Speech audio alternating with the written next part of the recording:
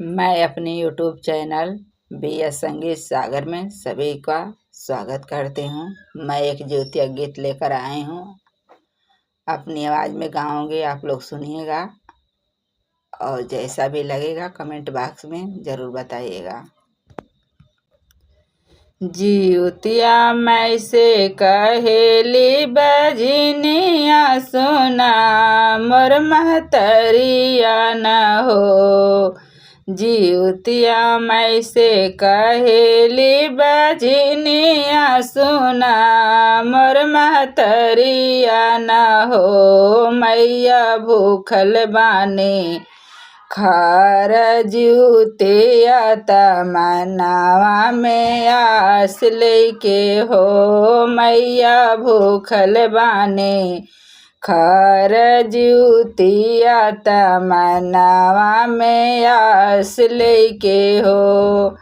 केहू के दिहलु तू दुई चार केहू के 10 5 हो। मैया केहू के दिहलु तू दुई चार केहू के 10 5 हो। मैया मोरी गोदी काहे बाटे सुनत कहू ललाना बिनु हो। मैया मोरी गोदी काहे बाटे सुनत कहू ललाना बिना हो। तू तहु जीवदानी मैया कुल के बढ़ावेलू हो। तू तहु जीवदानी मैया कुल के बढ़ावेलू हो। मैया सुनी ले तू बाझिन के अरजिया चरवा फूल खिलाई दे तू हो।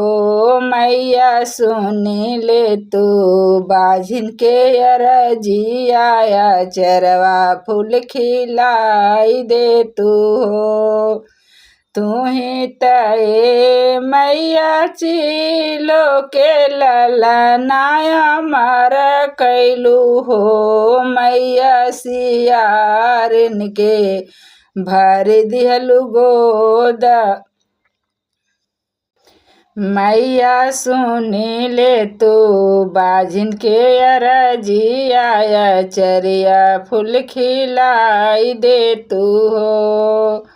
तू ही त मैया चिलो के ललनाया मर कैलू हो।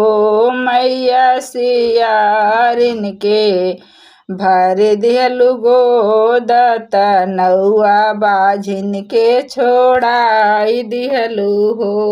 मैया भरी दिहलु सियारिन के गोद त बाझिन नम मेटाई दिहलु हो।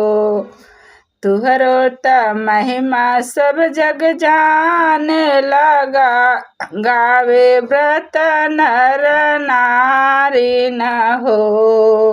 तुहरो त महिमा सब जग जाने गावे व्रत नर नारी न हो। मैया हमहु त भूखल बानी खार ज्योतिया तमन्नावा के पूरा करिया हो। मैया भूखल बानी खार ज्योतिया तमन्नावा के आस पूरा करिया हो।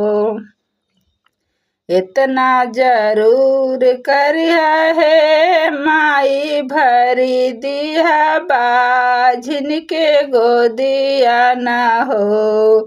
इतना जरूर करिया माई त भरी दिया बाझिन के गोदिया न हो। मैया हर साल भूख भम ज्योतिया चरनिया तुहरी पूजब हो। मैया हर साल भूख भम ज्योतिया चरनिया तुहरो पूजब हो मैया गोदिया के ललना यदि हली त ललन मोर अमर रहे हो।